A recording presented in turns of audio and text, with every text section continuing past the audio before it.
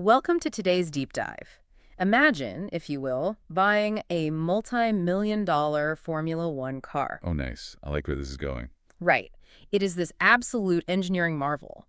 But the manufacturer, for some completely inexplicable reason, forces you to fuel this state-of-the-art vehicle through, like, a standard plastic garden hose. Yeah, that's going to be a problem. Exactly. You wouldn't blame the engine when you inevitably lose the race, right? The engine has all the potential in the world, but it is literally starving. Right. It just can't get what it needs fast enough. Yeah.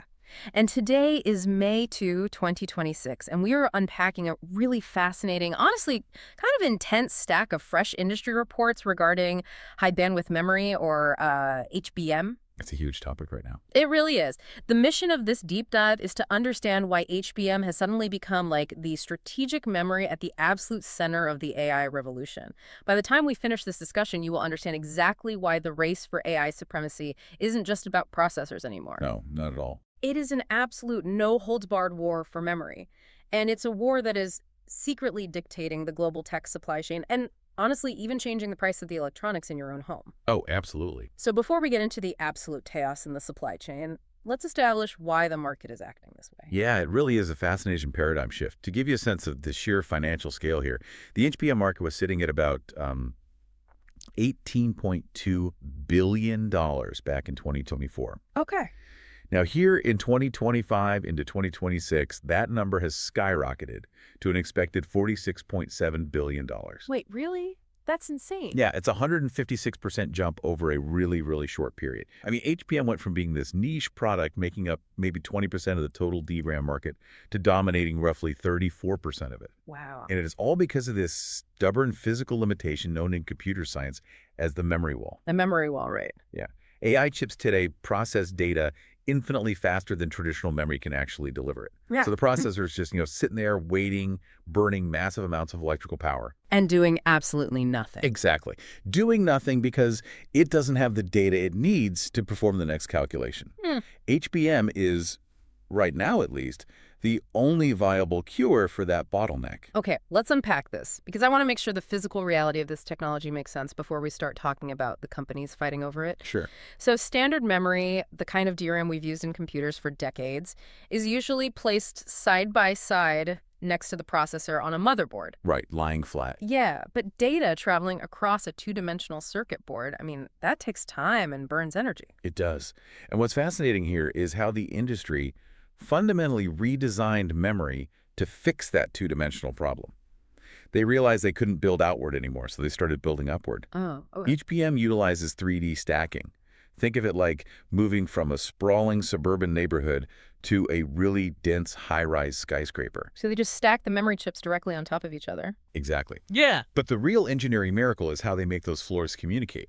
They use something called through-silicon vias, or TSVs. So if we stick to the skyscraper analogy, those TSVs are essentially like microscopic, high-speed elevator shafts punched straight through the silicon floors. That is a perfect way to look at it. So instead of data having to exit the building, travel down a street, and, enter another building, it just takes the elevator up and down instantly. Precisely. It is a vertical superhighway. Yeah. And to glue these silicon floors together securely enough to handle that traffic, they use a process called hybrid bonding. Hybrid bonding. Okay, what does that mean exactly? Well, instead of using tiny bumps of solder to connect the layers like older technology did, hybrid bonding perfectly aligns and fuses the copper pads of one chip directly to the copper pads of another at a microscopic level. Wow, directly copper to copper. Yeah, and this entirely changes the physics of data transfer. A modern generation like HBM3E hits a staggering 1.28 terabytes per second of bandwidth. That is wild. It is. And because the electrical signals only have to travel micrometers instead of centimeters, HBM3E uses like 30–50% less power than standard high-end memory. Which is huge. That power efficiency is vital when you look at the sheer appetite of these new AI chips. Oh, for sure. Because I'm looking at the timeline in our sources, and the aggressive evolution here is just wild. Like, a few years ago, NVIDIA's H100 chip used 80 gigabytes of HBM3. Which felt massive at the time. It did. But then the H200 came out, demanding 141 gigabytes of HBM3E. And the upcoming Rubin architecture, it's targeting an astonishing 288 to over 576 gigabytes of the next generation, HBM4. It just keeps scaling. It's exponential. And we cannot look at this as just an NVIDIA phenomenon either. Right, there are others. Yeah, AMD's MI350 and MI400 lines, Google's proprietary TPU versions 6 and 7, they are all equally dependent on this architecture. They need that massive pool of instant memory to achieve what the industry calls high model flop utilization. Model flop utilization, Yeah. basically just keeping the processor actually doing math instead of idling, right? Basically, yeah. But there is a massive physical catch to this entire system. You cannot just plug a 3D memory skyscraper directly into an AI processor. Oh, you can't. No, you need an intermediary foundation. This requires advanced packaging, specifically a technology called CoWoS, or chip on wafer on substrate. Wait, let me make sure I have this right. So the processor and the memory stack don't actually sit on the main motherboard. They sit on their own mini board first. That's a really great way to visualize it. CoWoS creates a silicon foundation, an interposer, that acts like an ultra-dense microscopic highway system connecting the processor and the HBM stack before the whole package is ever mounted to a server board. Oh, wow. Yeah. Without HBM and that CoWoS advanced packaging, the raw computing power of a $30,000 AI chip is entirely trapped. You simply cannot build a modern AI data center without mastering both the memory stacking and the advanced packaging. Which brings us to the market reality. And I have a major pushback question for you here. Okay, let's hear it. Because the reports show that as of right now, in 2026, global HBM capacity is completely sold out. Done. Yeah, completely tapped out. Hyperscalers are basically fighting over scraps. But the sources also show that the profit margins on HBM are incredibly high, like over 70%. Right. Now, I'm stuck on something.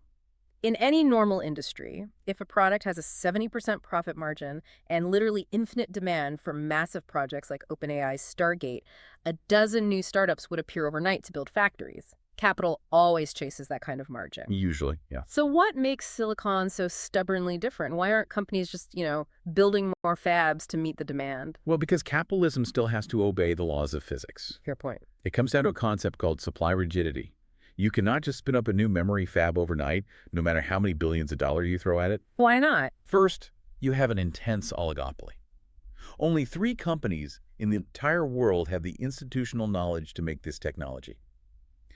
SK Hynix currently controls roughly 62% of the market, Micron holds 21%, and Samsung sits at 17%.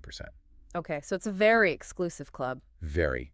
And second, that 3D stacking we just talked about is incredibly fragile to manufacture. Because of the microscopic alignment. Exactly. Imagine trying to perfectly align thousands of microscopic elevator shafts across a dozen wobbly floors. If even one TSV is misaligned by a fraction of a hair, the entire stack shorts out and goes straight in the trash. Ouch, that's an expensive mistake. It is. Because the manufacturing process is so complex, the yield rates, the percentage of chips that actually work without defects climb very slowly. Right, it takes time to perfect. So even if one of the big 3 breaks ground on a new state-of-the-art fabrication facility today, the construction of the multi-billion-dollar clean rooms, the installation of those extreme ultraviolet lithography machines, the calibration of the hybrid bonding tools, all of that means that fab won't reach full production capacity until 2027 or 2028. Wow. Yeah. You simply cannot bypass the construction and testing timelines. If you are listening to this on a newly purchased smartphone or a laptop or even just driving a car with a modern digital dashboard, you have actually already paid the price for this bottleneck. Oh, absolutely. Let me introduce a concept from the reports called capacity crowding. Manufacturing just one bit of this highly complex HBM essentially eats up the same silicon wafer space on a factory floor as 3 to 4 bits of standard DRAM memory. Right, it's very space intensive. Yeah, so the memory makers are dedicating all their physical assembly lines to the highly profitable HBM, which means they've quietly stopped making as much regular memory. And that capacity crowding creates a severe downstream ripple effect. It is the primary reason why overall standard DRAM prices have spiked 50 to 90% year over year. That's a huge jump for consumers. It is. The silicon required to run your daily consumer devices literally lost its spot on the assembly line to an AI chip. Standard memory is being choked out to make room for HBM. Now, here's where it gets really interesting. Because hitting a physical wall with current manufacturing forces a really uncomfortable situation. It does. If the current supply is completely tapped out and current 3D stacks are maxed out on the bandwidth they can push, what physics are left to bend? Right, you have to innovate. Exactly.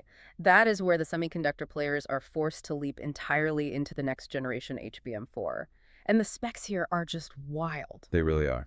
If HBM3E was upgrading our original garden hose to a fire hose, HBM4 is like replacing a 4-lane highway with a 2,048-lane supergrid where data packets don't even need to switch lanes to reach their destination. That 2048-lane supergrid is actually the perfect analogy for what is happening under the hood. When we look at the blueprints for HBM4, which is arriving in late 2026 to 2027, the technical jump is monumental. It's massive. It literally doubles the channel count to a 2048-bit interface. Yeah. And by widening the highway to that extreme, it pushes the peak bandwidth to a staggering 2.8 to 3.3 terabytes per second. That is just hard to comprehend. I know. Furthermore, it allows for 48 to 64 gigabytes of capacity per single stack.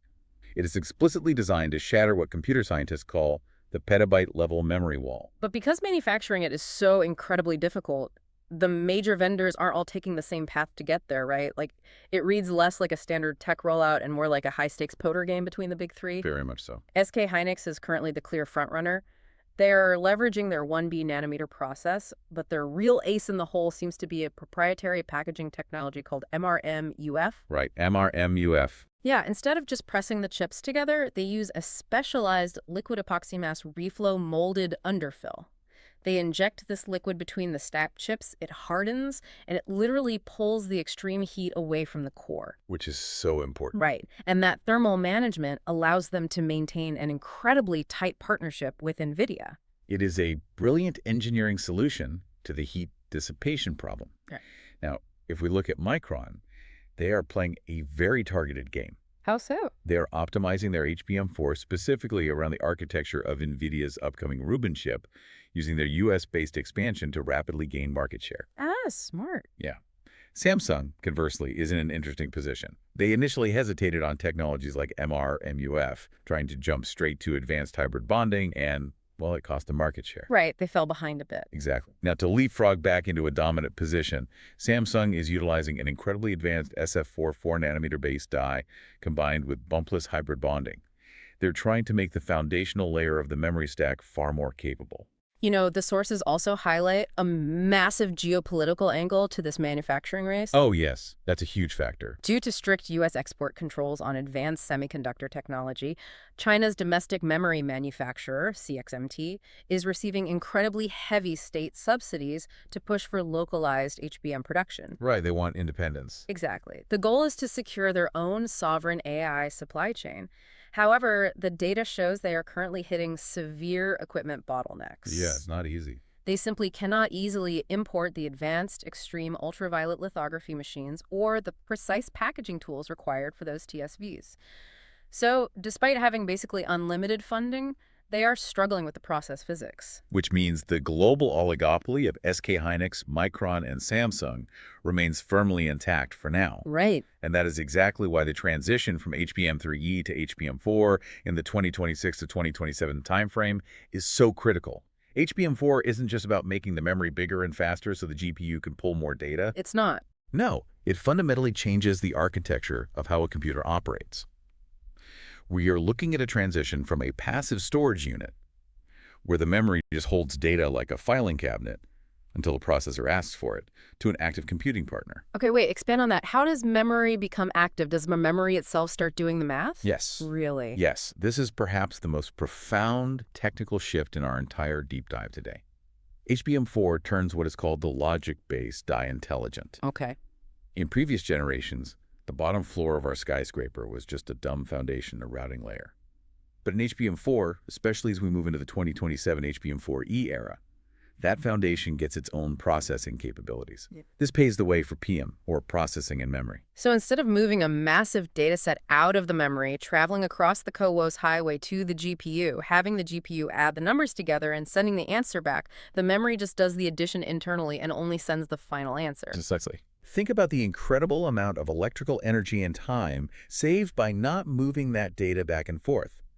By doing the mathematical calculations directly inside the memory, right where the data lives, PM is projected to boost overall AI performance by another 53%. That is massive. It is, and this is evolving alongside two other crucial technologies. The first is CXL, or Compute Express Link, which acts as a universal translator, allowing massive pools of memory to communicate seamlessly with the processor without translation delays. Got it. And the second? The second is optical I/O integration. Optical meaning light. They're using lasers to move data instead of electricity. Exactly. Using silicon photonics to move data via light signals instead of electrical currents dramatically reduces heat and allows for near-zero latency data transfer over much longer distances. That sounds like science fiction. Right. But if we connect this to the bigger picture, this transition to intelligent active memory is exactly why HBM revenue is expected to hit $100 billion by 2030, capturing over half the entire global DRAM market. It is swallowing the industry whole. So what does this all mean for the market? Because everything we've discussed relies on one massive assumption, right? That the AI hardware boom continues forever. Yes, that is the elephant in the room. This looks like a multi-billion-dollar one-way bet by the entire tech industry. What happens if the hyperscalers, the Microsofts, the Googles, the Metas, look at their balance sheets and decide to pull back on these massive capital expenditures? Well, it represents a very real systemic financial risk. We discussed capacity crowding earlier, how standard memory is actively being cannibalized to make room for HBM on the factory floors. Right, the 50 to 90% price spike. Exactly. Because of that, the entire semiconductor industry is exposed to a vicious cycle reversal. If the massive AI investments slow down, the sudden drop in demand for HBM would leave these new multi-billion-dollar fabs sitting completely idle. Which is a disaster for them. It is. And meanwhile, to recoup cost, manufacturers would likely flood the market with standard DRAM, creating a massive supply glut that would crash standard memory prices and lead to a severe market correction. Wow, it is an incredible high-wire act. It really is. However, for those assessing long-term investment strategies right now, the key opportunities aren't just a broad bet on silicon. Where are they? They remain heavily concentrated in the few entities that can actually execute this physics-defying manufacturing. That means the core memory makers, SK Hynix, Micron, Samsung, but perhaps more importantly, the crucial advanced packaging supply chains. Oh, the CoWoS stuff. Right. The companies making the hybrid bonding equipment, the CoWoS technology, and the thermal epoxy materials. Because as we've established, without the packaging, the memory is entirely useless. It really is a fascinating domino effect. To recap our journey today, HBM went from being this obscure, niche, high-end server tech to the absolute linchpin of global AI infrastructure. Literally overnight. Yeah. It is literally choking standard memory supplies and raising the prices of our everyday consumer electronics. It has sparked a massive high-stakes vendor war for the upcoming 2026 and 2027 manufacturing cycles, forcing companies to bet billions on new packaging materials just to solve heat and alignment issues. Exactly. And it is totally reshaping semiconductor investment strategies around the world.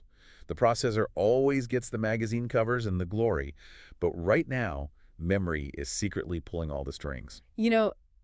This raises an important question, one that goes beyond just the supply chain economics and gets to the heart of computer science itself. Oh, what's that? Well, we talked about PM processing in memory and optical I/O integration, where light moves data at zero latency. Right. If HBM4 and these future generations eventually allow the memory to compute the data exactly where it lives, the traditional boundary between the processor and the memory block dissolves entirely. Oh, wow. I didn't even think of that. Yeah. Will the ultimate AI chip of the 2030s even have a distinct GPU as we know it today, or will it just be one giant hyper-intelligent block of memory that thinks for itself? That completely rewrites the rules of hardware. That is a massive paradigm shift and definitely something to chew on as you watch these AI models continue to scale. Thanks for joining us, and we'll catch you on the next Deep Dive.